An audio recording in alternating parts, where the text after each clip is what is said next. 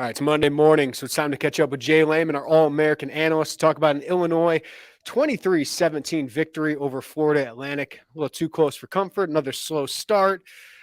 Not finding the perfect game yet for Illinois here, Jay. This felt like it could be a get-right game. As I wrote, it was more kind of a get-by. There was some good stuff in there. There were some concerns. So just overall thoughts on a win for Illinois in the non-conference finale. Well, I think, like you said, it's a win. They got by. Certainly wasn't a complete game by any stretch of the imagination. We just haven't seen this team play its best ball yet on offense, defense, and special teams. Offense, the slow start, it continues to hamper the game plan of what Illinois wants to be under Brett Bielema, what they're built to be like under Brett Bielema. And so that's been a struggle. Good to see Luke Altmyer bounce back in a big way with a 300-yard passing game and largely took care of the football. Took some more sacks because he wasn't throwing the ball out, trying to get out, but he took some more sacks because of that, and the protection wasn't great. Defensively, probably one of the better defensive performances. It is one of the better defensive performances we've had in tight conditions. I thought they played a little bit better against Penn State as far as if you leveled out for the competition. But I thought some of the areas where they were put in to really get us out of a jam and make some red zone stops. I believe there was maybe 3 drives within the red zone. They came back with nothing. And that was the difference in the football game, along with a couple big plays in the vertical passing game. Yeah, Jay, let's start with the concerns. I want to get to the positives because I do think there were some real positives of this performance. But let's start with the slow starts. Illinois has been outscored 33-7 in the first quarter, and that's 7 points from the offense in the first quarter through 4 games is a concern. How do you fix that? What does Illinois need to address? Well, we saw the opening drive of the season. It was fantastic, right? We're like, wow, this is amazing, right? So they were ready for that one. But since then, we've had a lot of – let's just talk about the initial drives. We've seen missed field goals.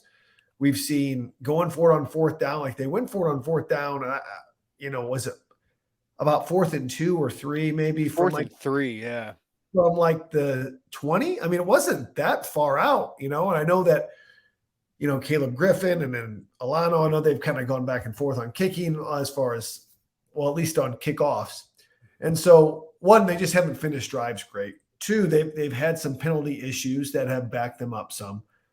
But again, I think the main thing is they have not been able to establish the run game. If you look at the first, we did get the run game going later on in this game, but if you look at the first 7 or 8 runs, they're pretty right? I mean, they're not great.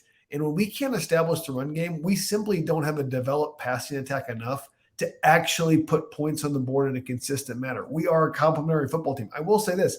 We haven't gotten a ton of turnovers by the defense either, right? So we haven't had just layups for field position. That happened sometimes last year. We would get the ball at the 20 or the 30 and score, right? So I think it all comes together, but I don't think Luke Altmyer has played his best in the first quarter. I don't think the running backs have played and the offensive line have played, and we haven't executed at critical times.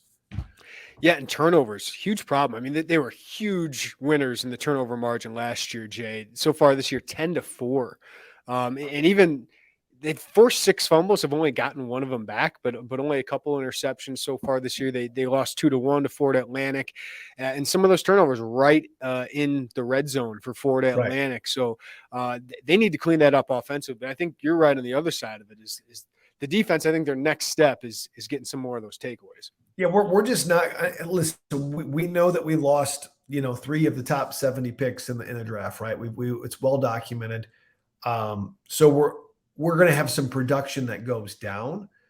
It also seems like a revolving door on the back end, to be honest. I mean, Zach Toby, I think, played great, but we can't keep Tyler Strain or Taz on the field. And that's an issue. It's not normal for corners to get as banged up as those 2 guys. Not their fault. It's just, I don't know if it's the style of game we're playing or what's going on, but they're just really banged up. So we haven't had consistency in the back end. Usually your safeties will lead you in interceptions, right? That's been a revolving door. Matthew Bailey has obviously played all of like a quarter, and he will not play any of the rest of the season. Xavier Scott has had to play all kinds of different positions. Clayton Bush is in and out. We've had a lot of we had a pick drop by What is the new guy from New Jersey? Sabor Kareem, yeah. Okay, I haven't looked at the pronunciation, guys, but Sabor had a pick that he could have had, right? But a good read. He'll learn. So when you have a lot of back end players that are new, you're going to have less picks, and they're still trying to find out what defense they actually do want to run.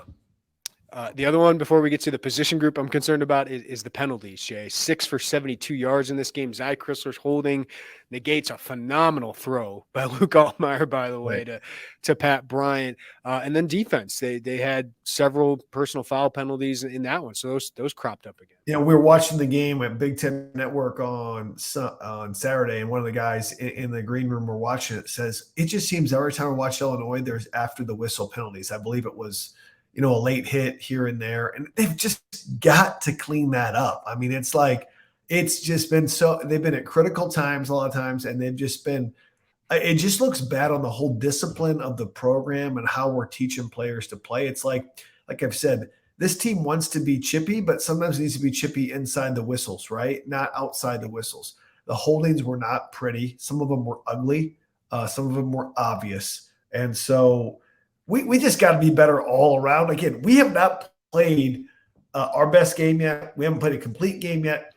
And I think what's disappointing is that we have high expectations with this team, and they really haven't met those expectations yet. Not all is lost. They certainly haven't met those expectations yet. I will say, hey, big picture, they've lost to two pretty good football teams. Kansas looks to be like a good football team.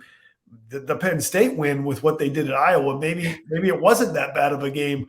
The dismantling of Iowa, and I watched that entire game, and it was a sad state of affairs. So they have two good losses, if you can call it. I don't think their 2 wins are great because they're non-Power 5 wins. We're still looking for our first Power 5 win. Yeah. Jay, I didn't think 4 games in going into Purdue that the offensive line would be my biggest concern, position group wise, on this team. Sure. There's some good players. We saw some of these guys perform last year, but they aren't performing up to that level as a group so far. I mean, for me, I was more concerned the first half with their run blocking, to be honest with you. And then, of course, they've really struggled to protect Luke Altmyer. I think Luke Altmyer is part of that, needing to get the ball out quicker. But how concerned are you about this offensive line? What are you seeing up there? So great question. One, I think, you never know how much you're going to miss a guy until he's gone. I think Alex Palczewski covered up a lot. There's a reason he made the roster for the Denver Broncos and played in the NFL, right? He's a good football player and had a lot of experience and really locked down, I believe, the right tackle spot. He played right tackle last year.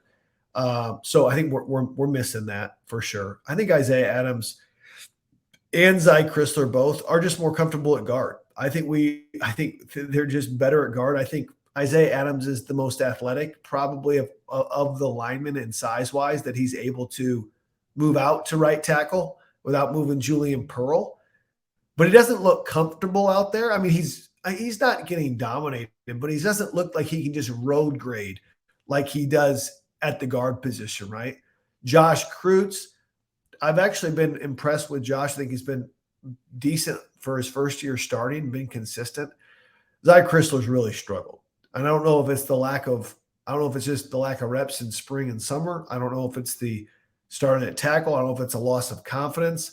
But we've got to be better at the point of attack, not in run blocking, but also in the pass blocking. And Julian Pearl hasn't been sensational at all. And so I don't think there's one guy you could say this guy's really played above and beyond what we thought he was going to play at. But I will say that for some reason, guys, everybody always wants to call me at this time and it blows up my screen. I can't see it, but I will say, I just turned off my phone. I apologize. We talk it real here, right? This is live. We don't record this and say, okay, let's do another hit. That's for the big network TV people. But I would say this is, I've been impressed with Josh Kreutz. I want to see, do we have anybody that we saw Whitenet get him for a little bit? I believe the Penn State game. Jordan Slaughter's been kind of a super sub for years. Can he press into the starting lineup? Are there any younger players that can? It's just a hard place to build depth at when you're building a program. Yeah, listen, Bart Miller knows offensive line. I think he's a good coach, and I think Brett Bielema obviously knows offensive line. So the fact that they keep going with those guys is interesting to me, given that they're struggling. But I do think I'd like to see a little bit more of a rotation. But going up against Big Ten defensive fronts. I know Purdue's not the best, Jay, but they got a couple guys. Yeah, they got some SEC transfers. They got some Yeah. speed. What I've found is that we really struggle with movement up front from an XO perspective. Manny Diaz, the defensive coordinator for Penn State, used a ton of movement against our offensive line. The Josh McCray fumble was largely a stunt where everybody did a stick into the inside gap. I saw that, against some of these undersized D lines that we faced, Toledo being one of them, and FAU, they're using movement against us, and we're not adjusting to it great. Usually, you use movement when you have a smaller defensive line, and maybe you can't go one-on-one on somebody. We've struggled with movement, and so I think that's been difficult, and partially that might be because they go up against the D line. We don't move a ton with our D line, partially because we got guys that can beat one-on-one, right? And so maybe they're not repping it that much, but we struggle with movement. And I think that's what Purdue's going to do when they look at the film. With the busy fall season around the corner, you might be looking for some wholesome, convenient meals for your jam-packed days. Kids back in school, work is heating up again. Well, Factor, America's #1 ready-to-eat meal kit, can help you fuel up fast with chef-prepared, dietitian-approved, ready-to-eat meals delivered straight to your door. You'll save time, eat well, and stay on track with your healthy lifestyle. You can refresh your healthy habits without missing a beat. Choose from 34-plus weekly flavor-packed, dietitian-approved meals, ready to eat in just 2 minutes. Too busy running around during the day to think about lunch? Well, keep your energy up with Lunch to Go. Effortless, wholesome meals like grain bowls and salad toppers that are ready to eat when you're on the go. No microwave required. Or if you're looking for calorie-conscious options ahead of busy season, try delicious, dietitian-approved, calorie-smart meals with around or less than 550 calories per serving. Or if you need an extra boost to support your wellness goals and feel your best for the rest of summer and the start of fall, try Protein Plus meals, my favorite, with 30 grams of protein or more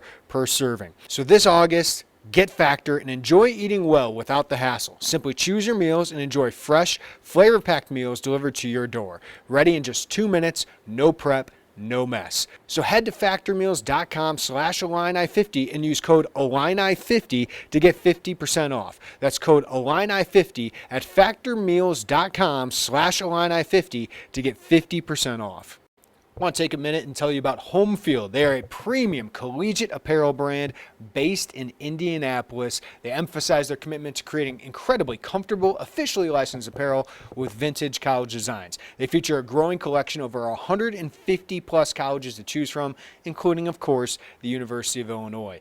Home Field designs are super unique, guys, because they delve into the archives and history of each school, including Illinois, and they use unique logos and iconic moments to create thoughtfully designed apparel. So if you go to homefieldapparel.com, you can see the 80s Illini football helmet that so many like, Flying Illini logo, the Illinois basketball logo from the 2004-2005 Illini team. The script Illini is there. And you guys, these are the most comfortable shirts. And that's what I love about Home Field Apparel. You get the comfort, but you also get authenticity and nostalgia. So I'm telling you guys, give their site a look. It's not the typical Illinois gear you usually see. You can find them at homefieldapparel.com, where you can see their collection of colleges available. And guess what? Our listeners at Illini Inquirer get 15% off their first order with discount code Illini23. Again, 15% off your first order at homefieldapparel.com with discount code Illini23. So, as you go to Illinois football games, get ready for the Illinois basketball season, Home Field Apparel is the perfect apparel to get you ready for the upcoming season. So check them out at homefieldapparel.com. All right, Jay, let's focus on some of the positives, some bright spots from this win. Yes. To get the win, go on a 23-0 run. And I thought there were so many opportunities to put this game away. And whether it was a holding, whether it was Hank Beatty's fumble, they just weren't able to put this one away. But Sure. they played really well for the most of the final three quarters. Luke Altmyer bounced back. I know the level of competition is not what he'll see the rest of the year. FAU is probably the worst team they'll play the rest of the year, but that was encouraging because he just looked calm, poised, confident, despite what happened the week prior. What stood out to you? Well, anytime you can throw for 300 yards at Illinois, it's a good day for the quarterback, right? Let's not look like that. One thing I thought about Luke is I thought he slowed down a little bit. It looked to me like the game slowed down. I give Luke credit. A lot of times he would just get the ball out, get rid of it, but that led to some interceptions. He held on to the ball some more. You've also got to protect him. That's why we had a couple more sacks. You got to work a little bit on ball security. But what I liked about Luke is there are some set plays they're running. We saw a couple set plays for Isaiah, a couple set plays for Malik Elzy.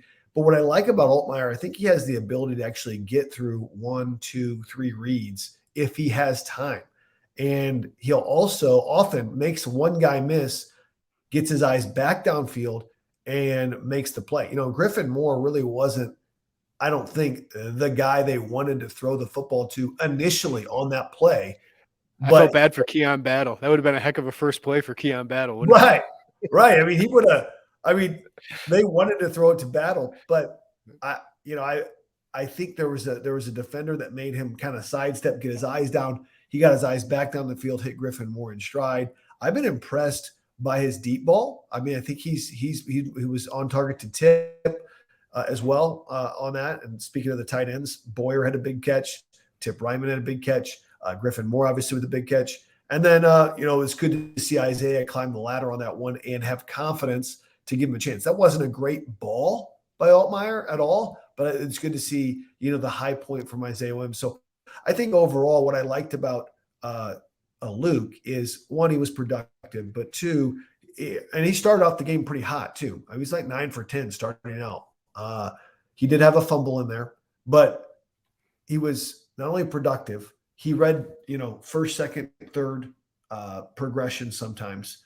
He has the ability, I believe, to really settle that offense down. And again, made plays with his legs when they need him to make plays with his legs. And so he's got everything in it. He's still in his sixth start, maybe. And so he's still a young quarterback. Doesn't have a lot of reps. Yeah. You mentioned tight ends. I thought Henry Boyer was good, but there were some wrinkles of 13 personnel that really helped that Aiden Lawfrey run going. And I thought Barry had a really creative script, play calling, got some big plays. You want more than 23 points. That is for sure, Jay. But there was just some interesting looks, especially with those big plays to the tight ends and a trick play in the flea flicker. Barry kind of unloaded the bag a little bit. It felt like a little bit. Well, one, it shows the depth of tight end, 13 personnel for, those that don't know, 1 back, 3 tight ends, 1 receiver. I think Boyer has shown that he can be on the field and make plays and be productive. Tip Ryman, Griffin Moore as well. We saw that bunch, like you said, that how I think Brett mentioned it. Hey, what are some plays that they don't have to know the whole playbook as far as the young guys, but we can get them in on some plays that maybe they do know. And so obviously the Aiden Lawfrey long run was a play that they had figured out, right? Little pitch with the bunch and let him get out in space, make some people miss. Malik Elzy obviously had 2 plays called his way. Unfortunately, had to drop. Hank Beatty had a play called his way. Unfortunately, had a fumble. So we had some freshman moments in there, right? But the talent's there. There were some freshman moments. But I agree with Lenny. He with you on your count on Lenny. He took some shots down the field, used creative personnel, creative formations to try to get the ball in space to our playmakers. And right now we've got limited playmakers. At least it feels like that, right? So you got to do a good job of getting the ball, and I think he did a good job.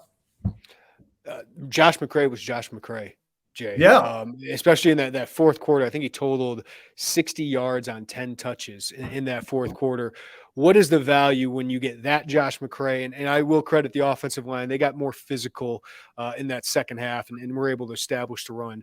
What does McCray give you if he's like that the rest of the year? Well, the most impressive drive was that, last drive, that 4-minute drill drive. We call it a 4-minute drill when you're on offense trying to trying to run the clock out.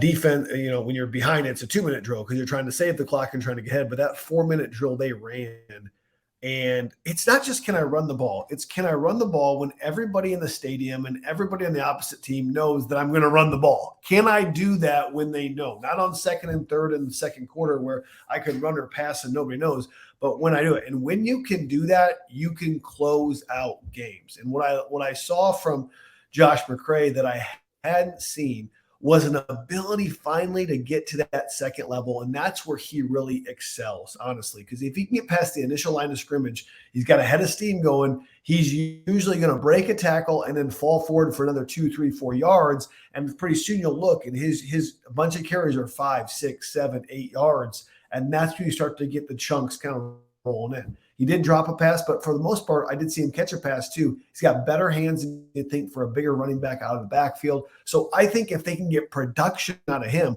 especially when Reggie got a little bit banged up, it seemed like I think he's fine, but it seemed like he took a couple hits, right? That he was like, eh. So they put Josh in there and really trusted him to run the rock. So I can't understand enough overstate enough how important it is for Josh to be healthy for this football team when it comes to a running attack. Jay, let's talk about the secondary. Illinois gave up 260 passing yards and 2 touchdowns, but it was 5.2 yards per attempt, which would be top 15 in the country over an entire season. They had 11 pass breakups. You mentioned Taz. I think he's been great in coverage this year. Tyler Strain, I thought, battled. Xavier Scott had a tough assignment with LaJohntay Wester, but you saw those 2 guys when they got banged up. Zach Toby, Sabur Kareem, 2 freshmen, came in. And what shined to you? 6 pass breakups between the 2, but what'd you notice out of them? Well, one thing I like about Toby is I didn't see much panic out of him, right? There were some opportunities where they really tried to go after him on routes that are difficult. A guy had to step on him, has to read the hands, has to actually play without being able to see the football, didn't panic. So I really like that. I think Kareem showed me a lot of instincts. I think the guy's where he needs to be. And what I like, I think what you always want to see from a DB is the ability to transition from your back pedal to breaking on the football. And Kareem has an elite level ability to do that, meaning that he can be in that crouch back pedal, read, recognize the play, and make a break on the ball. We saw that for that play that should have been an interception. Toby, what's interesting about him is that he's got some rare length, it seems like, at corner to be able to move like that. I think Taz has played well. Taz has never been a length guy. Taz has been a very physical, kind of in-your-face, bulldog kind of football player. And when he's in there, he's great. It's hard to get Taz to finish a game. And I don't know if it's the style that Taz plays or what, but Taz has the ability to cover anybody in the country. I really believe that. And Xavier Scott, on the other hand, they have enough confidence in him that we're going to put you on, probably the best receiver in the American Conference. I mean, one of the best receivers in the country. I mean, he's got 43 catches or something like that through 4 games. And Tom Herman said he could play in Texas, he could play anywhere, right? That he wanted to play. And so to see what the trust they have in Scott. I mean, Scott is still raw a little bit as far as technique and as far as how he gets stuff done.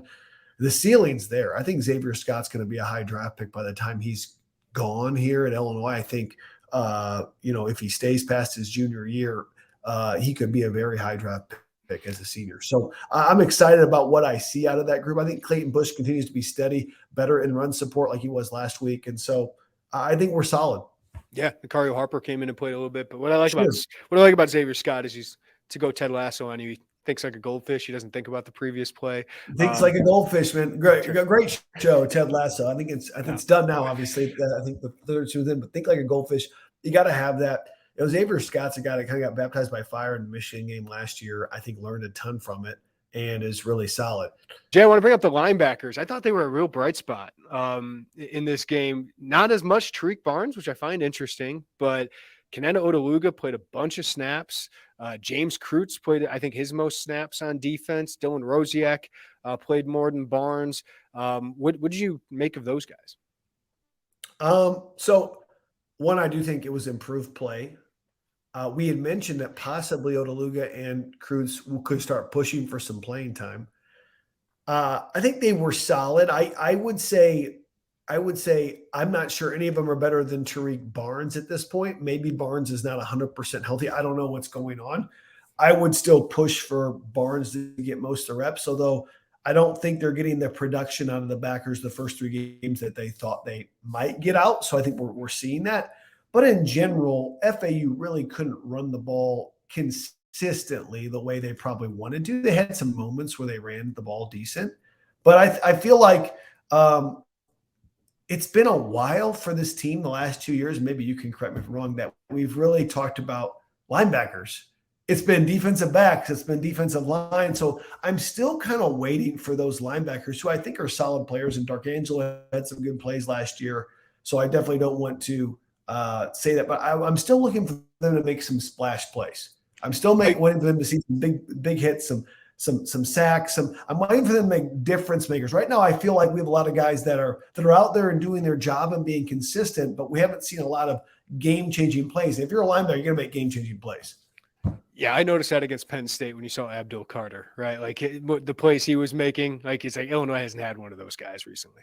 I mean, one of the best pieces of advice that I got when I was trying to make football teams in the NFL, I got cut by 7 of them, so I know what it takes not to make a team, is someone told me, old coach that said, it's not the coach's job to notice you as a linebacker. It's your job to have the coach notice you.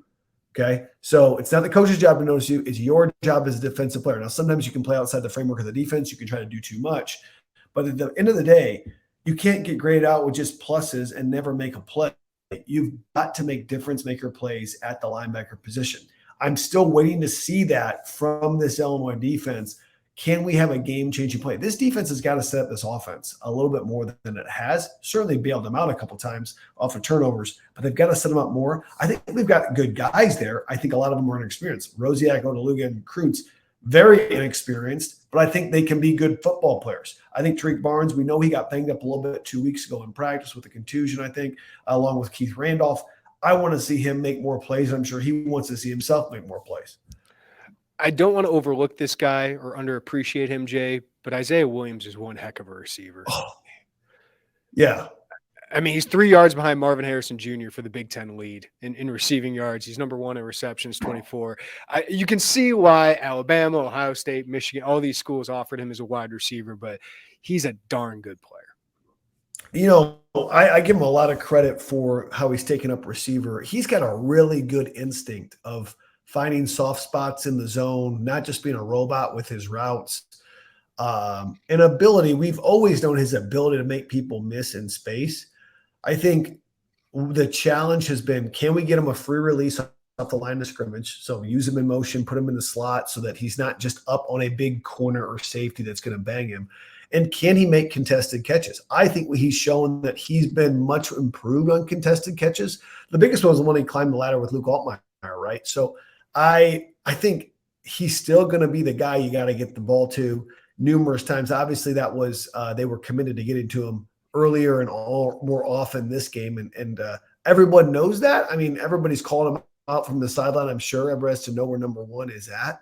But he's got a very sure-handedness to him, even as opposed to last year. You know, there will be games where he struggled a little bit last year, maybe the Iowa game or something else. I haven't seen that drop-off in games. We'll see a level of consistency from Isaiah. He's always getting yards. He gets a lot of yards for a receiver. It's hard to get yards as a receiver. He's done it. I'm very excited to announce a new partnership with Underdog Fantasy. We decided to partner with Underdog because it's the easiest place to play fantasy sports. It's also the fastest growing fantasy app in the industry. Underdog Fantasy has a lot to offer, including their Pick'em game. In Pick'em, you pick whether your favorite players will have a higher or lower stat total in this week's game for a chance to win big. It's so easy to play. Just pick 2 to 5 stats of your favorite players and choose whether they'll go higher or lower. You can more than 20 times your amount of money by going 5 for 5. They also have a Best Ball Mania. If you think you know football, you got to check this one out. This year's Best Ball Mania has $50 million in total prizes up for grabs, with the winner taking home $3 million. So sign up today with promo code Illini and get your first deposit doubled up to $100.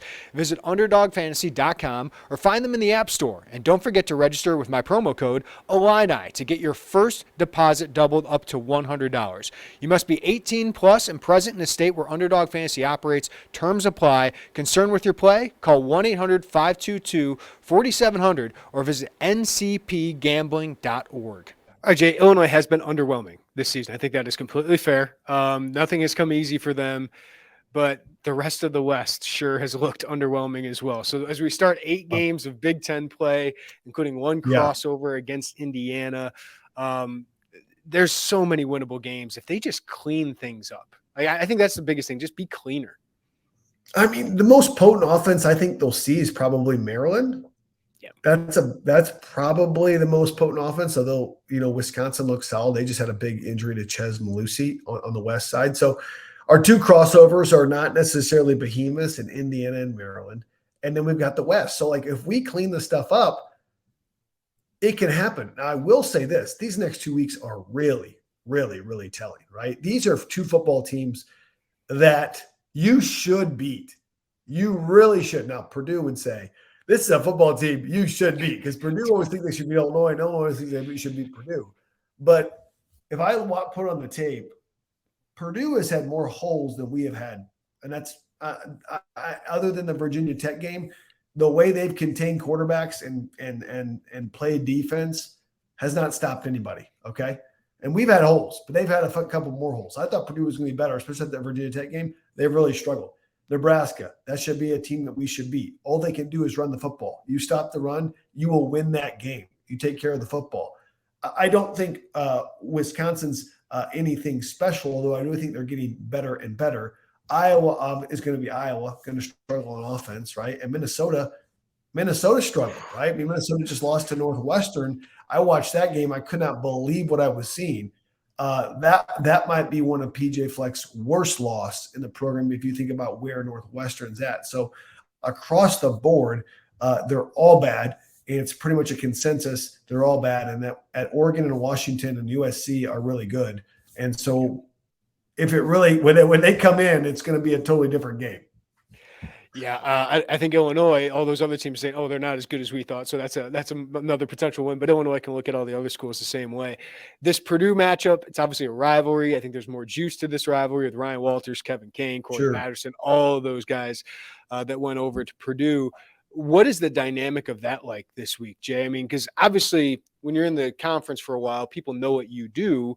But these guys know intimately the personnel, the scheme, the tendencies. So how does that play into factor on both sides? That's a great question. So I think for Purdue, they've got a little bit of an advantage in that they were with all these players last year, especially from a defensive perspective. Corey Patterson was on the offensive side. But I think Corey Patterson's been in rooms with Barry Lunny. And obviously Ryan Walters was a big part of mentoring Aaron Henry, right?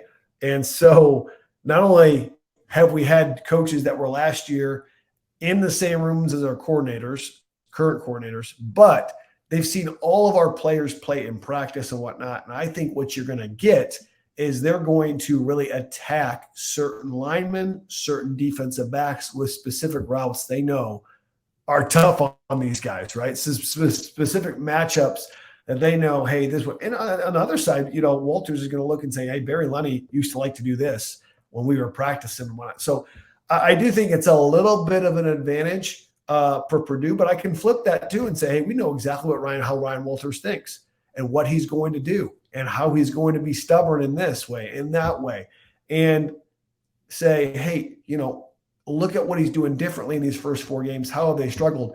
I also think there's more juice because I love what Brett said when Ryan took that job. It was like, yeah, I've been trying to help him get a job, and it wasn't that one. And then this one came up. I was like, oh, he's going to take that one. And he took the Purdue job. So it's kind of like a bummer that he wanted Ryan to get a job, but he didn't want him to be in the same division.